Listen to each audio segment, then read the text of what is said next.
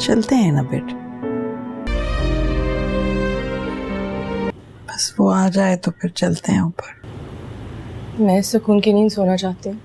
बिल्कुल ठीक है, आप कल रात हमारे साथ ही खाना खाइए। तुम्हें कोई बदतमीजी करने की जरूरत नहीं है, और अगर तुमसे बर्दाश्त नहीं हो रहा। ड्रामा सीरियल इश्क के जुनून के आने वाले एपिसोड में आप देखेंगे राहिम को उसका बाप जेल से तो छुड़ा ही आएगा, और फिर जैसे ही वो वापस आएगा तो वो राहिम से बहुत ही खफा होगा। राहिम को तो यही लग रहा होगा कि उसके बाप ने उसे इसीलिए छुड़वाया है जेल से क्योंकि उसे राहिम पर एतबार है। पर जैसे ही राहिम अपने बाप को गले लगाने वाला होगा तो वो उसे कहेगा कि दूर हो जाओ, जो हरकत तुमने की है उसके बाद तो मैं तुम्हारी शक्ल भी नहीं देखना चाहता।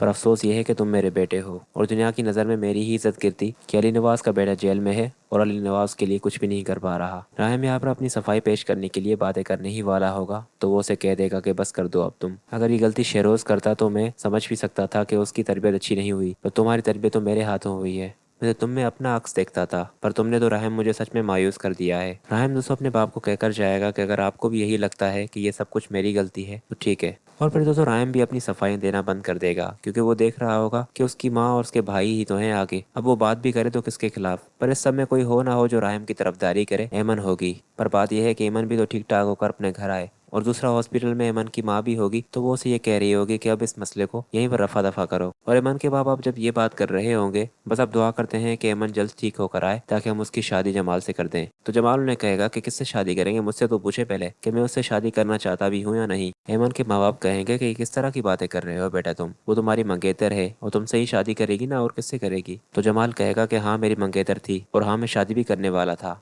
पर अब मेरा इरादा बदल चुका है। अब पता नहीं एमन के साथ क्या कुछ नहीं हुआ, इस सब के बावजूद में मैं एमन से शादी करूं। आप लोगों का दिमाग तो खराब नहीं हुआ।